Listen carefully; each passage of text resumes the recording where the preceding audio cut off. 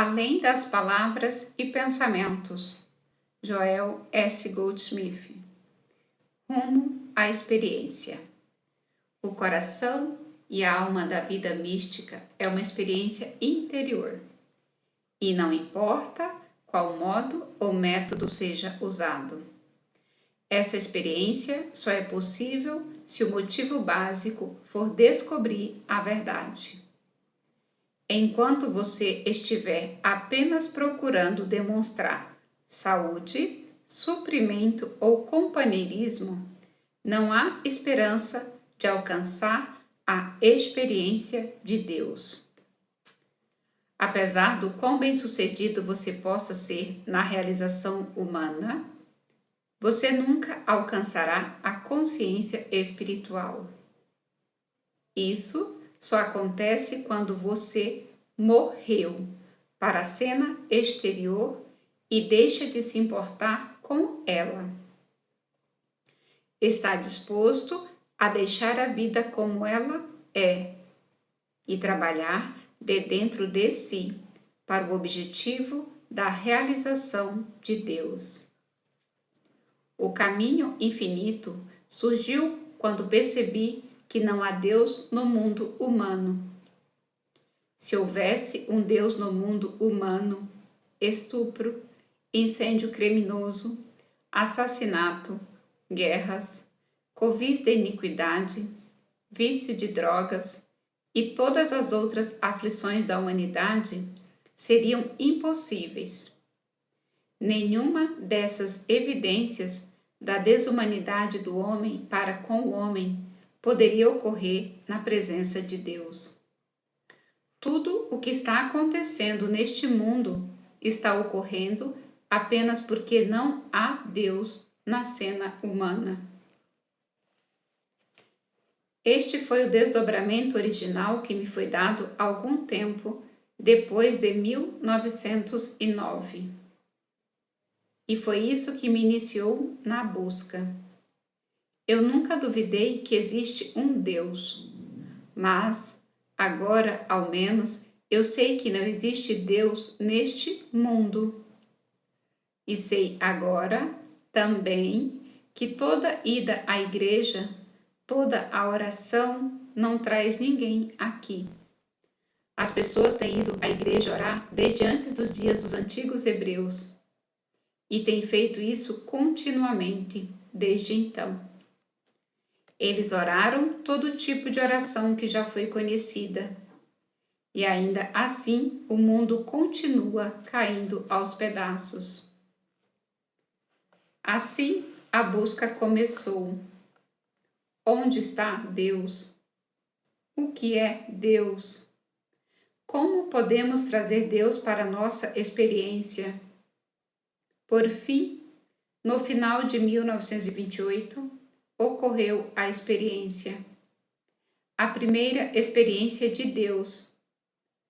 Essa experiência não trouxe nenhuma mensagem, nenhuma palavra, nenhuma regra, nem nenhum princípio foi dado.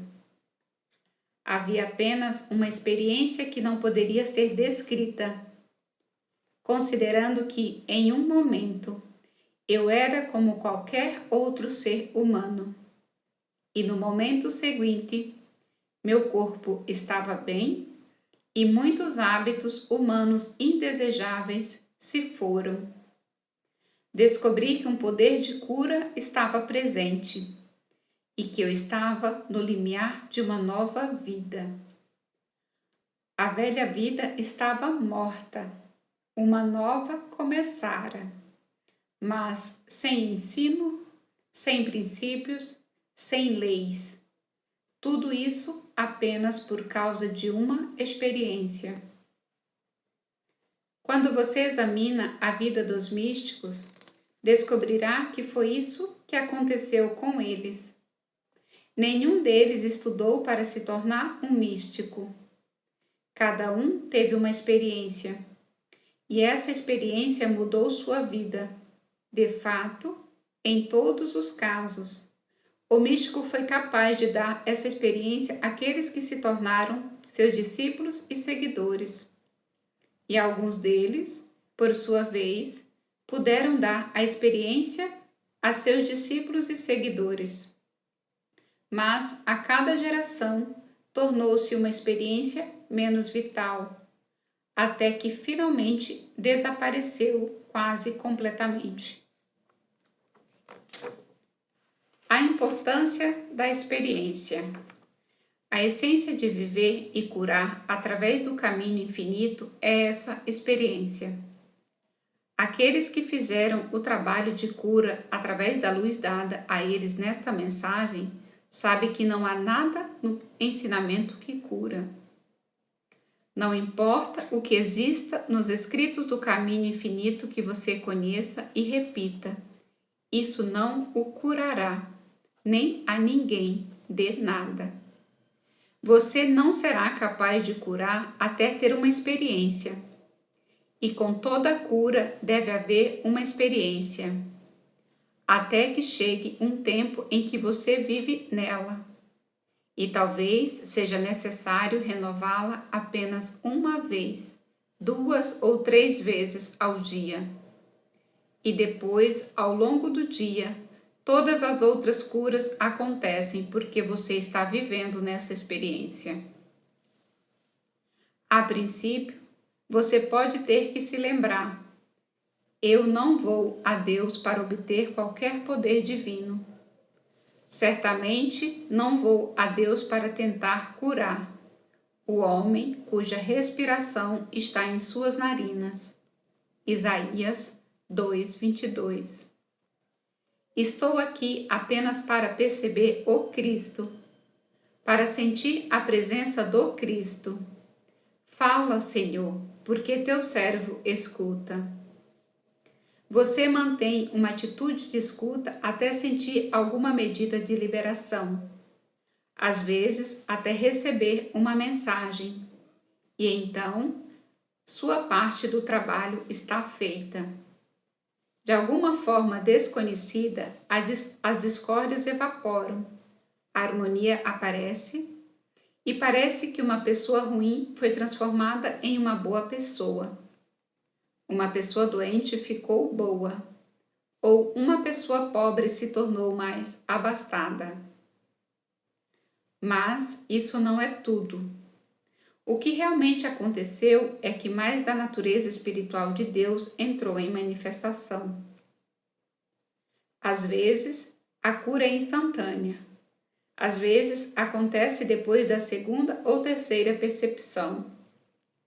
E às vezes, você pode ter que trabalhar com uma pessoa por 1 ano, ou 2 ou 3. Isso tem a ver com sua receptividade, sua capacidade de dar e também com as alturas que você atinge. Motivo. Você pode, com razão, perguntar: então, qual é o bem de todo esse ensino? Qual é o bem de todos os anos de estudo desses livros? E eu direi a você que a experiência não virá sem isso. O estudo, a prática, a escuta e a leitura são os passos que quebram o sentido mortal em que nascemos, que nos permitem morrer para o sentido mortal, para sermos renascidos. Provavelmente, sem a leitura que eu vinha fazendo da Bíblia e dos escritos da ciência cristã, e sem todos aqueles anos de 1909 até 1928, em que eu estava partindo meu coração e quebrando a cabeça tentando encontrar Deus, a experiência poderia não ter vindo a mim. Em outras palavras, todo o esforço que fiz a partir de 1909 para romper a escuridão e descobrir o segredo foi um passo útil que me levou, em última instância, à experiência. É por isso que eu disse nos meus escritos que não faz diferença qual o seu histórico de estudo. Se o seu objetivo principal for buscar e descobrir a verdade, não faria qualquer diferença se você estudasse com os Hotentotes, povo nômade do sudeste da África, ou algum outro ensinamento do paganismo, desde que o motivo por trás de seu trabalho fosse buscar a experiência, buscar a percepção e a compreensão de Deus. Em última análise, você chegaria, porque pessoas diferentes foram levadas a esse ponto, vindas de muitas direções diferentes, através de ensinamentos pagãos, ensinamentos cristãos ou não cristãos. E eles alcançaram, independente de sua abordagem particular. Na mensagem de O Caminho Infinito, certas coisas foram reveladas para mim desde a minha primeira experiência que tornam mais fácil alcançá-la por qualquer um, qualquer outra pessoa com o desejo certo. A Escritura diz: "E esta é a vida eterna, que te conheçam a ti só, o único Deus verdadeiro." João 17:3. Nessa declaração você pode descansar, porque essa é a verdade. Se você puder conhecer a Deus, alcançará a experiência de Deus, a experiência de Cristo, a experiência espiritual. O primeiro princípio do caminho infinito, portanto, é conhecer a natureza de Deus. E isso deve ser seguido por uma compreensão da natureza do erro e da natureza da oração. Se você estudar cada aula do caminho infinito que já foi dada, você descobrirá que em nenhuma delas eu jamais omiti o ensino da natureza de Deus, a natureza do erro e a natureza da oração. Por quê? Com isto como fundação, a experiência não é difícil de alcançar. Conceitos falsos de Deus. Para começar, o mundo acredita, e a maioria das religiões ensina, que Deus é um grande poder. E se ao menos uma pessoa puder entrar em contato com esse Deus, ele vencerá seus pecados, doenças, faltas, limitações e todos os seus problemas. Uma vez que você acredite nisso, estará tão distante de alcançar a experiência que estará irremediavelmente perdido. A única possibilidade que você teria de superar este obstáculo é que sua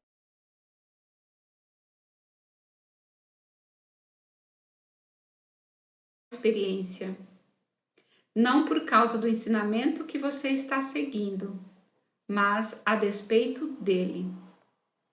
Quanto mais você procurar chegar a um tal Deus, tão mais longe estará Deus. Não há Deus que supere os erros do mundo. Se houvesse, em todos esses milhares de anos, ele teria sido descoberto e as aflições do mundo acabariam. Então você deve começar com a percepção de que você não está indo a Deus por um poder divino. Você vai a Deus para comungar com Ele, para experimentar, para sentir, para falar com Deus e para ouvi-lo. Mas não por um poder de fazer as coisas por você. Qualquer pensamento de poder que entre em sua consciência separará você de Deus. Todas as religiões ensinam que Deus recompensa e que Deus castiga. E enquanto estiver sob essa crença, você não encontrará harmonia, porque você tentará ser bom para que Deus o recompense e vai se esforçar para desistir de todos os seus erros para não ser punido. Todos esses esforços só atestam a profundidade de sua escuridão. Deus não tem interesse em sua bondade e não a recompensará. E Deus não tem interesse em seus pecados e não os punirá. Existe alguma recompensa pelo bem? Existe algum castigo pelo pecado? Claro que sim, mas é você que aciona as recompensas e as punições. No entanto, não da maneira como foi ensinado. O que põe em movimento as recompensas e as punições é o tipo de semeadura que você faz. Se você semeia para o Espírito, você põe em movimento sua liberdade e sua libertação do mundo. Mas, se você semeia na carne, você colhe corrupção. Semear no Espírito significa reconhecer o Espírito como a fonte e a causa de tudo o que existe. Reconhecendo o Espírito como a atividade da graça divina. Reconhecendo o Espírito como a presença, substância, poder, lei e a atividade do ser. Esse algo. Reconhece-o em todos os teus caminhos. Provérbios 3, 6. Reconheça o Espírito em todos os seus caminhos. Reconheça que o Espírito é a fonte de tudo. Então você descobrirá que não demorará muito até que esse reconhecimento dissolva seus pecados, falsos apetites, medos, dúvidas, ganâncias, luxúrias e ambições loucas. No momento em que você tenta dissolver essas coisas, você está na psicologia. E psicologia não pode resolver, porque não pode torná-lo diferente do que você é. Seja qual for a sua natureza, é isso que você permanecerá, até que algo que cause uma mudança entre na sua consciência. Tem que ser algo de dentro de você, que transcende seu pequeno eu e realiza a cura. Mas isso não acontecerá enquanto você estiver dizendo: "Ó meu Deus, por favor, salve essa pessoa." Nada dessa natureza fará isso. Seja qual for o fruto que vem, não vem por causa de todas as declarações que estão nos livros. Se as declarações curassem, todos que lessem essas declarações poderiam ser curados. O fruto vem porque os princípios nesses livros, se forem estudados, praticados e seguidos, levarão à experiência de Deus. E então, quando a experiência vier, é essa experiência que faz o trabalho. Deixe a mente descansar. Você não pode alcançar Deus através de sua mente. Foi tentado em todos os ensinamentos religiosos, filosóficos e metafísicos do mundo. Uma vez que você começa a perceber essa verdade, você estará a meio caminho de casa. Você deve trazer sua mente para um lugar de quietude, onde a mente é transcendida e sua faculdade da alma recebe a experiência.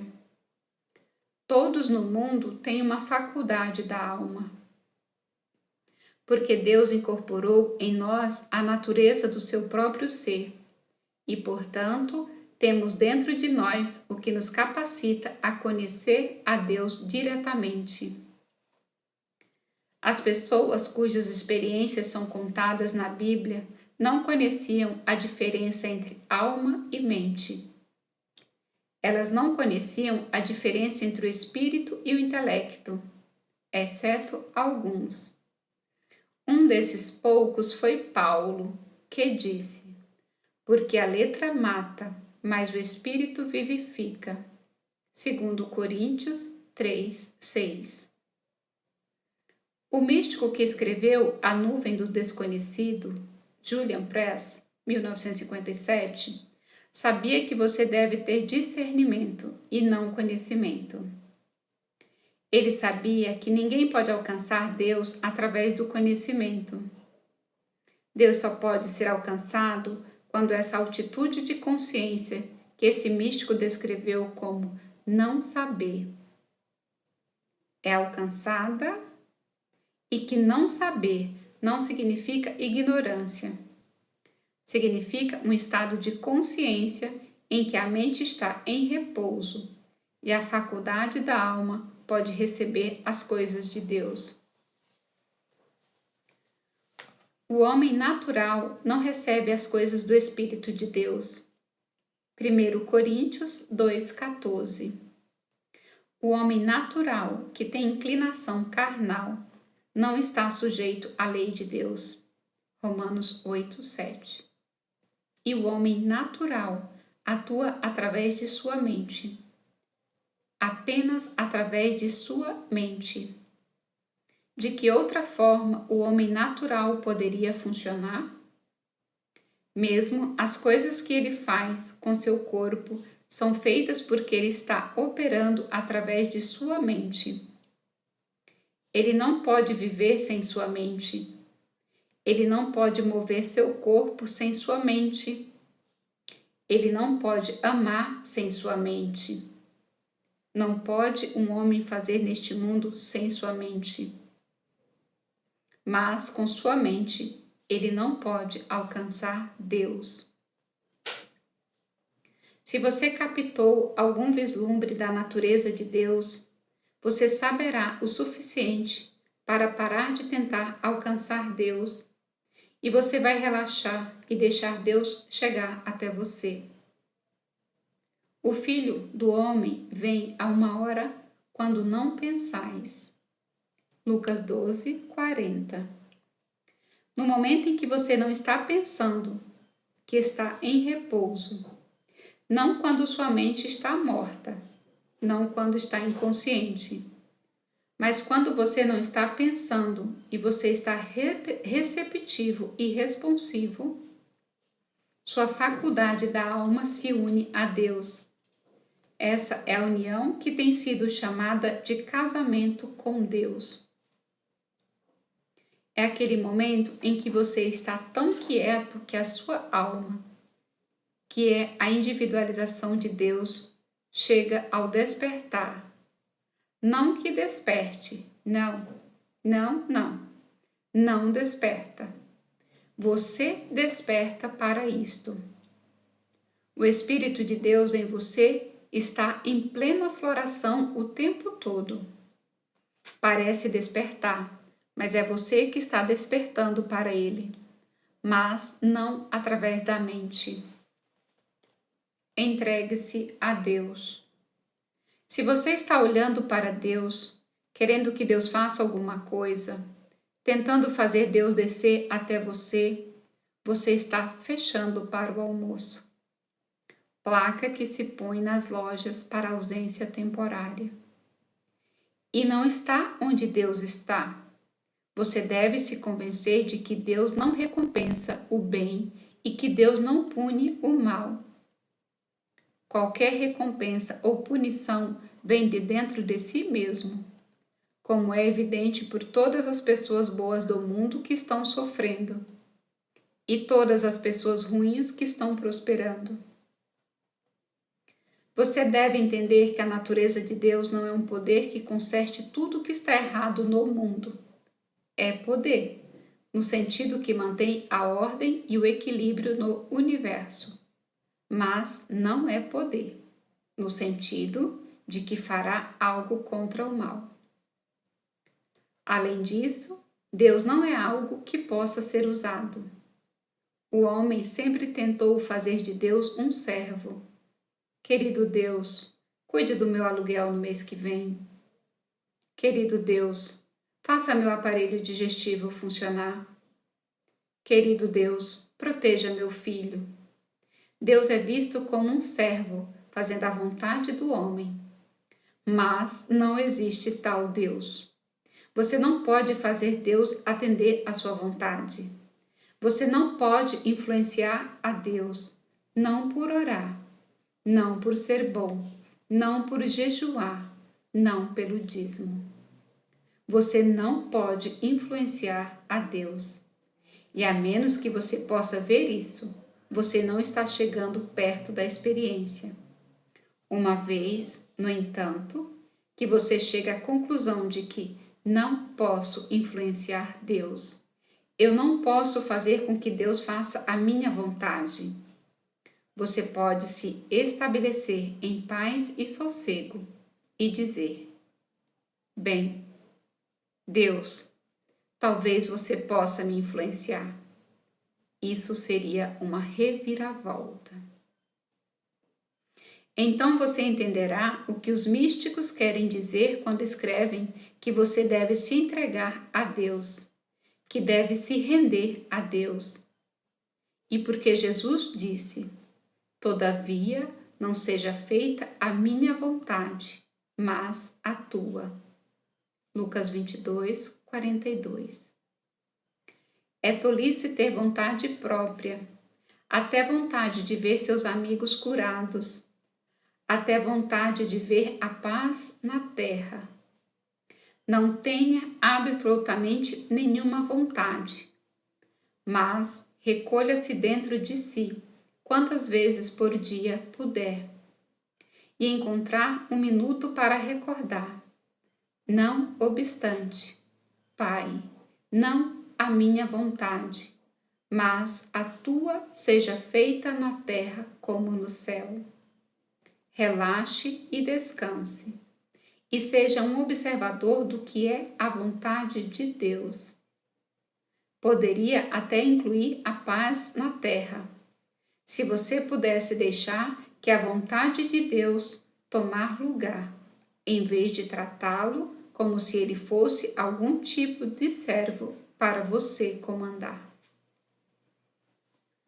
A natureza universal e impessoal da atividade de Deus. Você vê por que a experiência de Deus só pode vir quando você relaxou seus esforços pessoais? Quando você aquietou sua mente, quando você chegou à conclusão de que não há nada pessoal sobre a atividade de Deus, no sentido que Deus não faria mais para mim do que ele faria por você? Nunca acredite que Deus fez mais para Jesus Cristo do que ele faria por você ou por mim. Não existe tal Deus. Deus não é um super-homem que sai por aí dizendo: farei isso por você aqui, mas não farei isso por você lá. Ou farei isso por meu bom povo hebreu, mas não farei isso por você, povo cristão. Isso não é um absurdo? Deus deve ser entendido como ser universal. Não há exceções nas leis de Deus. Não faz diferença para Deus se uma pessoa é branca ou negra, judia ou pagã, presa ou livre, santa ou pecadora. Não faz diferença alguma. Deixe o pecador abrir sua consciência e Deus virá a ele com a mesma rapidez que chegaria a um santo. O mestre até chegou a dizer que Deus tem mais prazer em um pecador que é redimido do que em 99. Mateus 18, 12, 13. Que pensam que já são bons. Mas mesmo isso não é verdade. Não é que Deus tenha mais consideração por um pecador ou mais prazer em um pecador redimido. Não, Deus é puro demais para contemplar a iniquidade. E Deus não tem conhecimento de nenhum pecador ou pecador. Deus não tem conhecimento de nenhum pecado ou pecador. A atividade de Deus é como a luz tocando as trevas. Não faz absolutamente nada à escuridão. Não a cura, não corrige, nem a altera, nem a remove. Apenas revela que não há nenhuma. É assim que a atividade de Deus é na cura. Não cura uma doença, apenas revela que não há nenhuma. Não reforma um pecador, revela o homem de Deus que nunca pecou. Há aquela parte de nós que nunca pecou, nunca esteve doente, nunca nasceu e nunca morrerá. E a atividade de Deus é revelar esse homem. Para o nosso sentido, isso pode remover o pecado, a doença ou a falta. Mas isso é apenas para o nosso sentido limitado. Realmente não faz mais do que a luz quando remove a escuridão. O que a luz faz é revelar a ausência das trevas e não existência das trevas, a inexistência das trevas. É assim que o que chamamos de ser humano, o homem natural, tem uma existência apenas na mente universal, que é separada e à parte de Deus. Toda experiência humana é uma experiência imaginária, uma experiência de sonho, ocorrendo na mente universal, que não tem seu assento em Deus. A prova disso é que, no momento em que você pode silenciar sua mente e abrir a porta para o Espírito de Deus entrar, esse homem não está mais lá. Aquele homem de pecado, doença e morte é tão ausente quanto a escuridão, quando a luz o toca. Dizemos que o velho homem morreu e o novo homem renasceu. Efésios 4, 22, 24. Mas para onde foi o velho homem? Ele não foi a lugar algum. Ele nem esteve lá, para começar. Erro ou formação da mente. Você descobrirá que, nos escritos do Caminho Infinito, quase tanta atenção é dada à natureza do erro quanto à natureza de Deus. O mundo acredita que sabe o que é erro. Para o mundo é um poder terrível e grande. Tem o mundo em suas garras, produzindo delinquência juvenil, jogo, dependência de drogas, estupro, incêndios criminosos, assassinatos e guerras. Todo mundo sabe o que é o mal. Se alguém pudesse fazer com que Deus fizesse alguma coisa sobre isso, mas nesta mensagem é claramente revelado que você não precisa fazer com que Deus faça alguma coisa sobre isso, porque a natureza do mal é o braço de carne. 2 Crônicas 32, 8. Ou seja, nada. Não resistir ao mal. Mateus 5, 39. É o ensinamento do Mestre. E esse é o mistério do ministério de cura. Quando, em seu trabalho de cura, você pode se sentar com a mente em repouso e não lutar contra a aparência, não combatê-la, não tentar remover os germes do corpo de alguém, não tentar dissolver nódulos e reduzir febres, não tentar curar insanidade, mas descansar nessa paz interior, na certeza de que existe apenas uma lei, a lei espiritual, e que tudo o mais é uma imagem na mente. A experiência de Deus pode então assumir e a cura acontece. Alguma vez houve alguma lei material mais potente do que sentar tomando friagem ou ficar com os pés molhados causaria um resfriado? Agora, a matéria médica descobriu que isso nunca foi uma lei. Sempre foi uma superstição, uma velha história de comadres. Ah, sim, mas muitos resfriados vieram desse jeito. Mas não foi a partir dos pés molhados ou da friagem. Foi porque uma pessoa aceitou a crença universal de que isso lhe daria um resfriado. E isso aconteceu. Agora, quando se sabe que não é uma lei, mas um conto de fadas, então isso não é mais temido. Porque a matéria médica não deveria chegar à conclusão de que os germes não causam doenças, mas que os germes são coisas muito naturais e normais. Se Deus criou tudo o que é criado, talvez Ele também tenha criado os germes. Movimentos metafísicos têm provado nos últimos 90 anos que as doenças por germes podem ser curadas sem antibióticos. Todos os tipos de gripe foram curados sem medicação de nenhum tipo.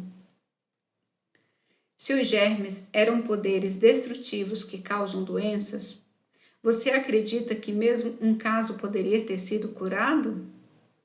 Se alguma vez houve um caso de tuberculose curada espiritualmente, então os germes não são a causa da tuberculose? Então os germes não são a causa da tuberculose. Se alguma vez houve um caso de pneumonia curada espiritualmente, então toda a teoria do germe está errada, porque nenhum dos antigermes foi usado para a cura, nem tem um poder sobre germes ou febres exercido.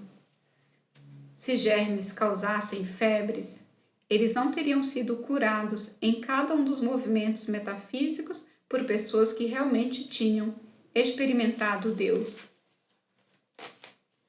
Apenas afirmar que o erro não é poder ou que os germes não têm poder não curará nada. Mas se você trabalhar com esse princípio até que chegue à conclusão de que os germes não têm poder, uma vez que o Espírito existe, que Deus é, você trará cura. Muitos bons estudantes da verdade não podem curar, porque, enquanto eles têm apenas a mensagem da verdade, elas estão acreditando meramente com a mente. E uma vez que foi a própria mente que causou a dificuldade, a mente não vai curar isso. As crenças na mente causam todos os erros. Portanto, outra crença na mente não vai curá-los. Você deve transcender a mente. E quando você transcendeu a mente, todas essas coisas que a mente declara ou acredita são provadas irreais. Humildade. Trabalhe fervorosamente com tudo o que puder encontrar nos escritos sobre a natureza de Deus e a natureza do erro, porque então você começará a entender a natureza da oração. Depois de entender a natureza de Deus, você para de tentar alcançar Deus com sua mente. Isso impede você de orar a oração tradicional de implorar e suplicar a Deus, e faz você rir de si mesmo, ao pensar que Deus está aqui para fazer sua vontade ou que você pode influenciar Deus a fazer algo que Deus já não esteja fazendo. Tudo isso começa a mudar sua atitude e permite que você se estabeleça em uma atmosfera de receptividade. A oração não é mais de palavras ou pensamentos. A oração não é mais pedir a Deus para fazer algo ou esperar algo de Deus. A oração agora tem um novo significado. É um estado de silêncio em que você se torna receptivo à palavra de Deus. A mente está quieta, a faculdade espiritual está alerta, e no silêncio a graça de Deus é recebida. Isso é oração. A oração não tem nada a ver com fazer com que Deus faça alguma coisa. A oração não tem nada a ver com o poder de Deus para destruir alguma coisa. A oração não tem nada a ver com influenciar Deus. Deus não permite que a oração seja usada para dizer a Ele o que fazer, influenciá-lo ou suborná-lo. A oração é um estado de silêncio, no qual você comunga com Deus e recebe sua graça.